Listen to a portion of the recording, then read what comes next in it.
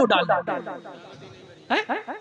कि दावत नहीं करोगे तो मोहल्ले से तुम्हें हटा दिया जाएगा, बरादरी से तुम्हारा हुक्का पानी बंद कर दिया जाएगा। सोचा करो यार, कभी तुमने तो अपनी जबान से निकाल दिया, लेकिन यार इससे पूछा कभी कि तेरी बेटी की शादी होने वाली है, कहां से इंतजाम कर रहा है?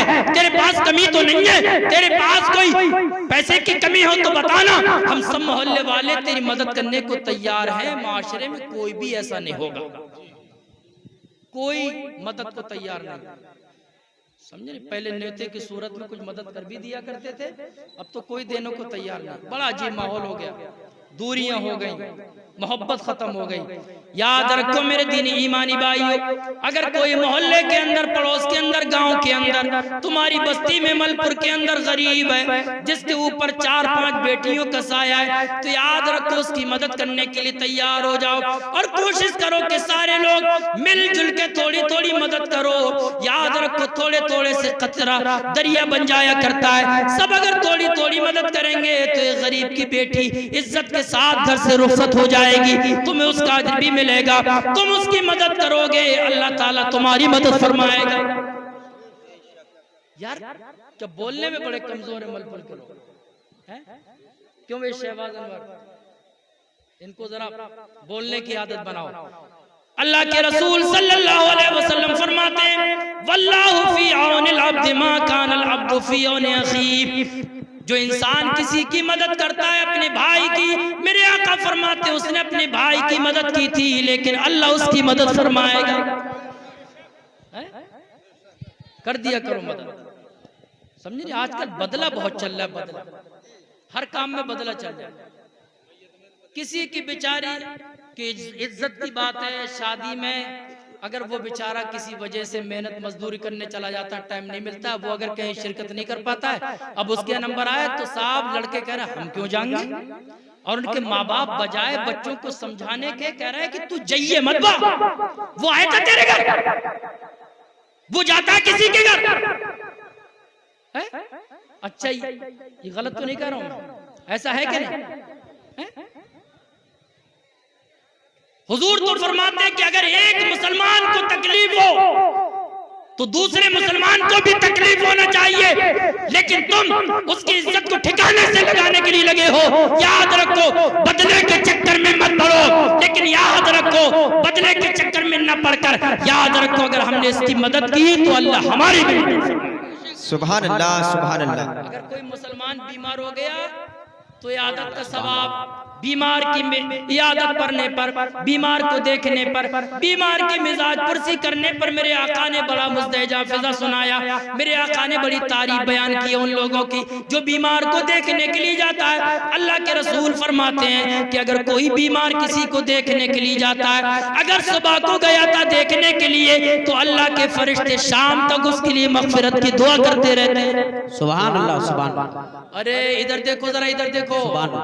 नारे तकबीर, नारे रिसालत, नारे खौफ, मसरके आला हजरत, उलमाए अहले सुन्नत, नारे हैदरी। सुभान अल्लाह, सुभान अल्लाह, जिंदाबाद जिंदाबाद। तो हमारे आका ने तो फरमाया कि अगर बीमार को देखने के लिए गए, सुबह को गए तो शाम तक अल्लाह के फरिश्ते मगफिरत की दुआ करते रहते हैं, और शाम को गया था देख के आ जाएगा, तू घर पे आएगा, लेकिन सुबह तक अल्लाह की नूरानी मखलूक फरिश्ते तुम्हारी लिए दुआएं मगफिरत करते हैं। सुभान अल्लाह, सुभान अल्लाह। अब तुम पड़े हो बदले के चक्कर में कि साहब ये हमें देखने को नहीं आया तो हम इसे देखने के लिए क्यों जाएंगे।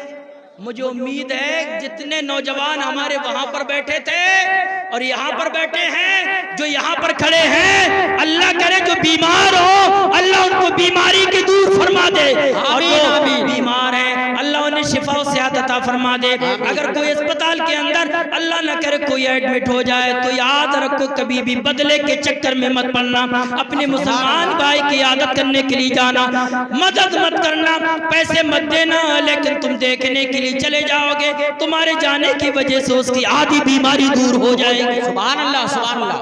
बेशक बेशक, मुफ्ती साहब जिंदाबाद जिंदाबाद।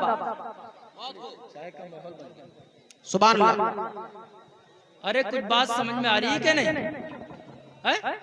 अच्छी लग रही है कि नहीं बातें? अरे बोले यार, कुछ तो बोलो कम से कम। सुभान अल्लाह, सुभान अल्लाह, बहुत अच्छे माशाल्लाह। अच्छा, एक बात मैंने भी कही थी कि माशरे के अंदर जो बुराइयां हैं उसकी सिर्फ एक ही वजह है, हमारे पास इल्म नहीं है, बच्चों के पास तालीम नहीं है। इतने बड़े बेअदब हैं बच्चे, तो न इमाम साहब का अदब, न बड़ों का अदब, न अपने बाप का अदब, न मोहल्ले के बड़े बूढ़ों का अदब, न हाजियों का अदब, न नमाजियों का अदब। इतने बेअदब हो गए कि अगर इमाम साहब भी बराबर से निकल के जा रहे हैं, हाजी साहब भी निकल के जा रहे हैं, तो उन्हें इस बात की कोई परवाह नहीं है, गाने सुनने तो सुन ही रहे।